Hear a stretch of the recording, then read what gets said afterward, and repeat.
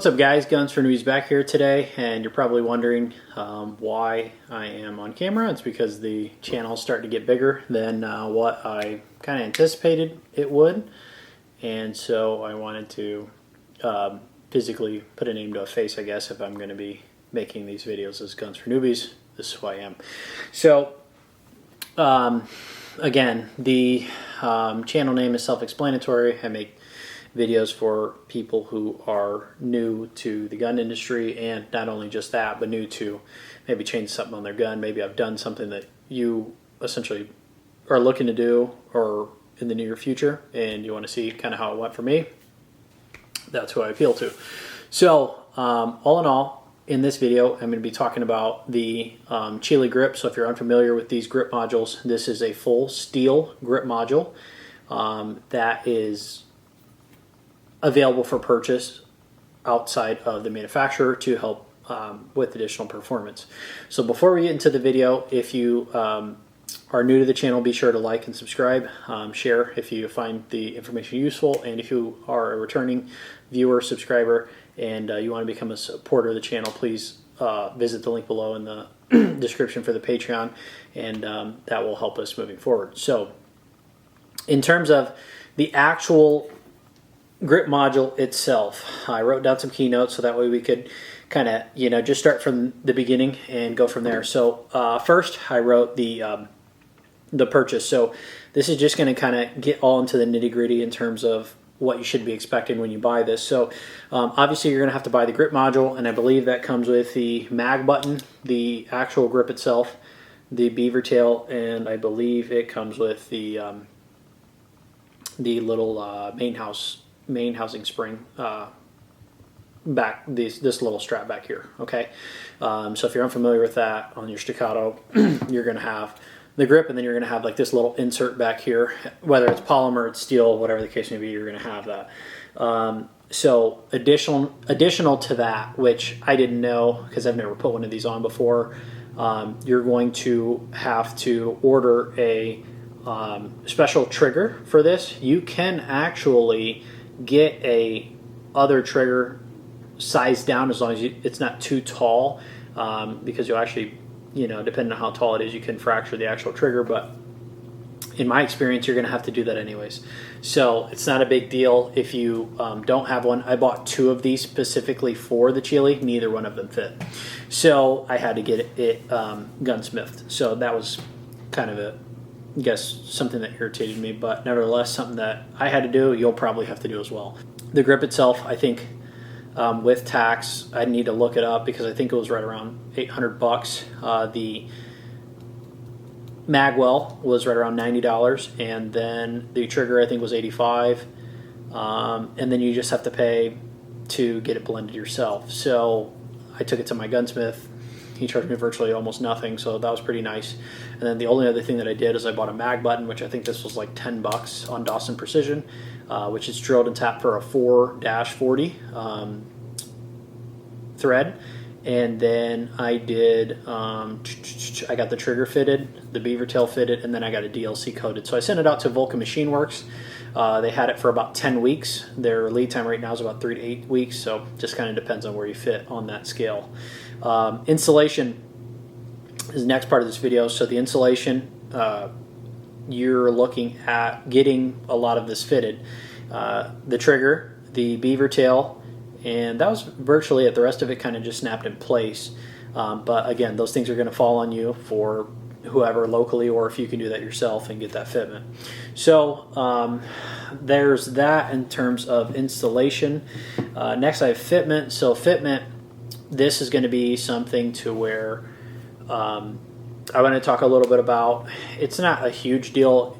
The Cheely grip does give a more premium feel than opposed to the polymer one, and I'm trying to see if you can hear that. If you squeeze it hard enough, you kind of get a little bit more flex than you want. So there's kind of your pros and cons with this.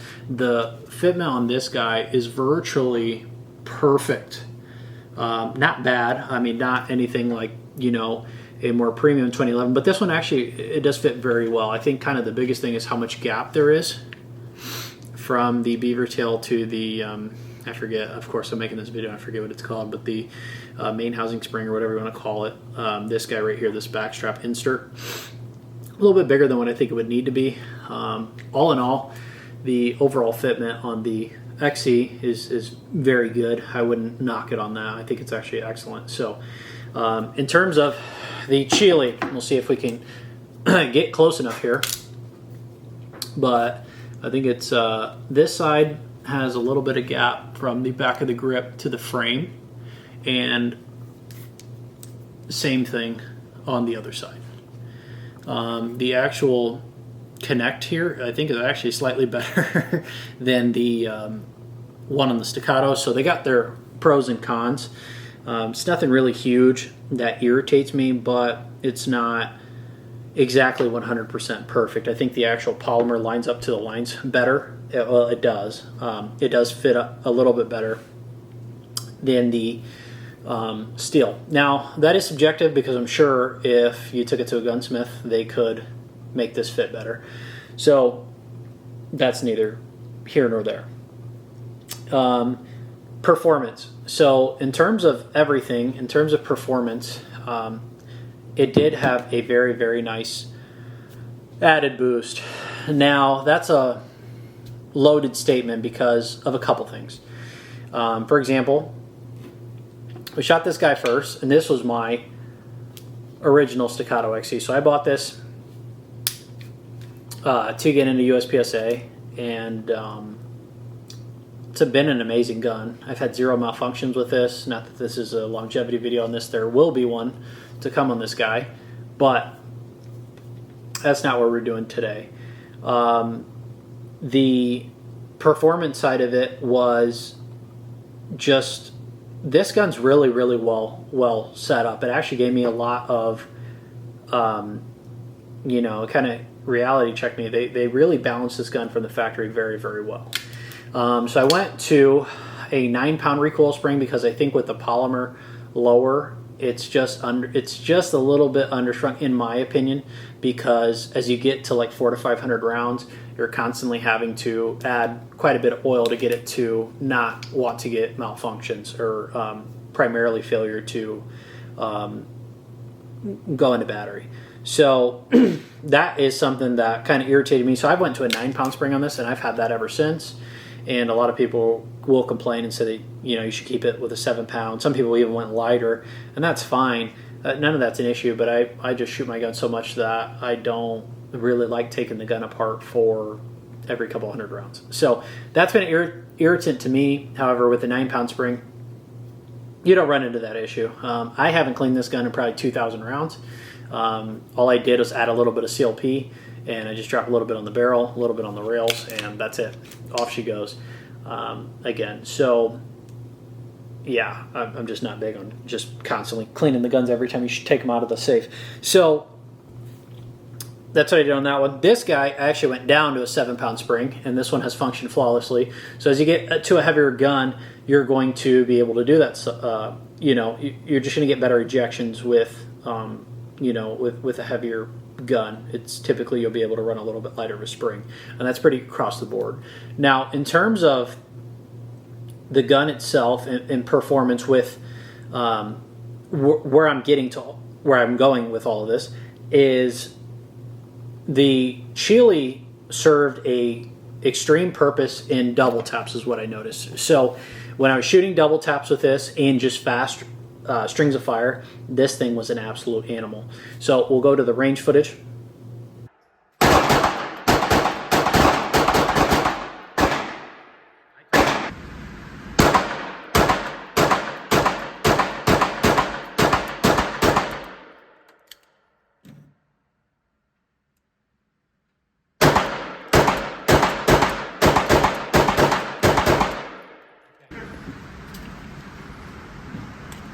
So 9 mil, 40, 40.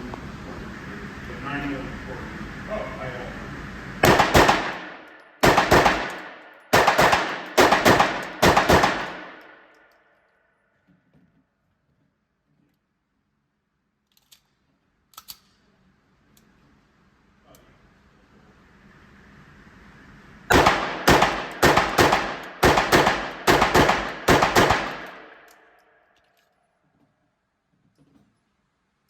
And now that we're back, you know, like I said, the double taps were insanely spot on, and the just faster string rate of fire was definitely there. So performance-wise, it definitely is very nice.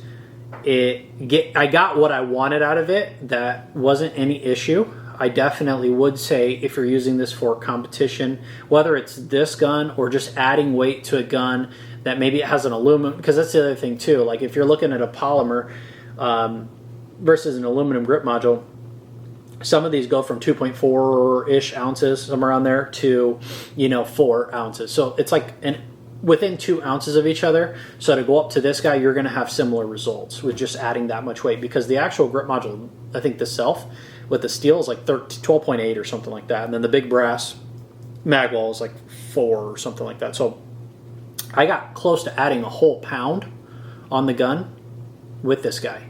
So all in all, I'm very happy I did it. I like that it makes it feel a lot more premium. The performance is definitely there.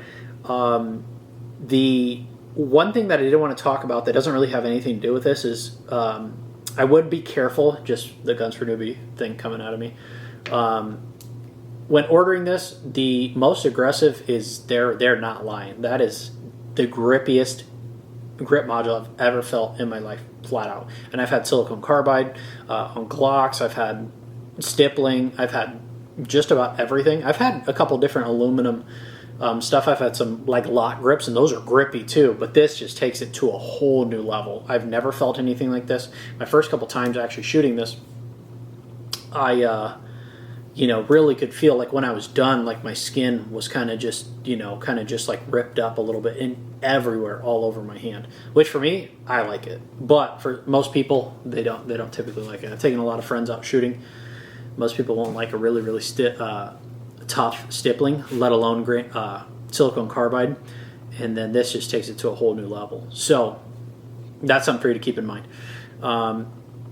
And if that's up your alley, you got strong hands, it doesn't bother you, go for the most aggressive. And even then, it's probably going to humble you a little bit. But I don't have any concerns. This has been really nice. I really like how aggressive it is. There is no, this gun's going to need readjustment in your hand. That's an understatement. It is absolutely a tank. Just the only way I could put it. It's heavy. It's so grippy. You're going to get exactly what you want out of this, but you need to be prepared. So on the heels of that, things to watch out for this upgrade is it is a brick. It is a cinder block attached to your person. If you're doing a match that's, God forbid, anywhere from 2 to 4 hours, you're going to feel it with this guy. I've carried this guy before for lots of stages, and I've never had a complaint on it. I actually think it's rather comfortable to carry. Were I in a position where I needed to carry this all day for work, it wouldn't bother me. And I say that willingly, but I mean the longest I've had this on my person is about 5 hours. So take it for what it is, I guess. It doesn't, and even so, after that time, it really didn't bother me. Now this, it's funny how that works, but after, I'd say hour or two, this thing starts to weigh me down. It really does. I really start to notice it. Not that it's like I'm going to break my back or anything, but you definitely notice it. So keep that in mind. If you are planning on getting this, if you're not a big fan of heavier guns, this is not the upgrade for you, regardless of whatever you're putting it on. Because again, you can actually use this grip module for not just the Staccato. You can use this for Prodigy. You can use any real 2011 base platform. I mean, they're all pretty close to using the same mags. So they're all going to have similar dimensions for the most part. And you actually see this on a couple different manufacturers. They actually send it out with a form of I don't know if it's actually a Cheely or if it's a form of it, but they look identical. So I'd assume it's probably something along those lines. Now, just to recap, do I think it's worth it? I definitely do. I think that you just have to have your use for it. I think if you're going to the range and you're just going to shoot with your buddies and stuff, this one's going to be your best bet. I wouldn't do this Cheely. And the reason for it is it's got a moderate amount of texture. It's not bad. I like the tack grip. My wife enjoys shooting it. That's actually how I ended out with 2 XCs. Is she shoots this for competition now, and then I modified this one, and I even have another gun that I shoot. But either way, this grip module, the fit and finish is great. The overall performance that you get out of it, it's such a soft shooting gun anyways. Like when you start shooting this gun, like if you come from like a Glock or a SIG or anything like that, this is going to blow all of that out of the water anyways. But even if you're looking for, like, let's say you're wanting to get higher up in, let's say, limited optic to where there's no compensators or anything like that, and let's say you have maybe a Prodigy or a Staccato P. I'm not a big fan of the Prodigy, but that's neither here nor there. Let's say you have a Staccato P and you wanted to add some weight, that definitely would help you a little bit with, getting back, transitioning, getting back on target. It wouldn't help you necessarily in transitioning because the gun's heavier, but if you just got to muscle it a little bit more. That's kind of your drawback. But I will say, in your double taps, not only did we notice that it was easier to be on target, the groups were so much more on target. And with that being said, it wasn't just me, it was everyone in the video. So, I mean, the Cheely definitely works. Is it worth roughly, let's just call it $1,000 for it? It could be, depending on where you're at with your finances. Do you want to achieve that next level? Or are you just looking to kind of step up a little bit past where you're at with that current firearm? Or are you wanting to get into another firearm completely? That's for you to decide. However, I will say, in this event, I'm glad I actually had these side by side to test them, because I'll tell you, without having them side by side, I couldn't notice a difference until I started shooting fast. And that's really where the Cheely excelled. So it's definitely a go fast modification to your gun, and it definitely gives you that next bit of performance. I would definitely say, in all, it was worth it to me. Would I do it again? Yeah, I definitely would say I would. I wouldn't say... now, if this was going to be my competition gun, then yes, I would definitely do it again. Now, if it was just for like going to the range, messing around here and there with friends, I would not do it again. You won't notice it, and you might not notice it for a little while. It actually took us a little bit to get acclimated and start to see the big difference in it, just from training with it. In the first couple of mags, you really couldn't see anything, and then you kind of got used to it, and then we started switching back and forth, kind of just really gripping it and just having that, because you kind of do get a little lazy with the compensators doing most of the work. You tend to loosen up your grip and kind of work against yourself in that way. So just implementing those core fundamentals, it really did excel in every bit way, shape, and form. Other things to keep in mind, other than just the random stuff, if you do get a Cheely, you cannot run a magwell with less than a 140 millimeter tube. So if you have a 126 and you even want to put that in there with no magwell, it won't fit. It has to be 140, and if you have the regular plates on here, the base pads, you can't run any magwell on there. If you don't have a magwell, you can run the regular plates. If you do put a magwell on, then you got to go to some sort of like these are TTI base plates. You'd have to either go to TTI, you'd have to go to MBX, you'd have to go to some sort of low pro. Cheely makes them as well, and I think they're like $10 or maybe $20. So it's not the end of the world, but whenever you're doing that and going to, if you're adding anything, like this one is a plus 7 millimeter, then you have to do different springs. So I went ahead and I did Atlas springs. I just left the original followers.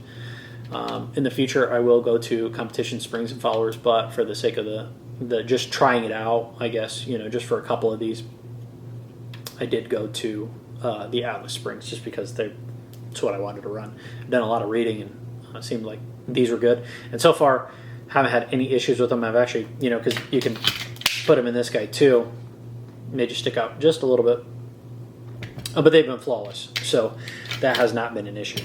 But in terms of the video, again, be sure to like and subscribe, share if you like the information, and be sure to tune in next week. Next week, if you're new to the channel, I am going to be giving an update on the Sand Viper.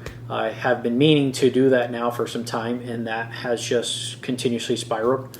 So there's going to be a lot to unload in that one. So if that's a gun that you are interested in, the Terran Tactical Sandviper, then be sure to tune in next week. I'm going to have an update whether I have the gun with me or not.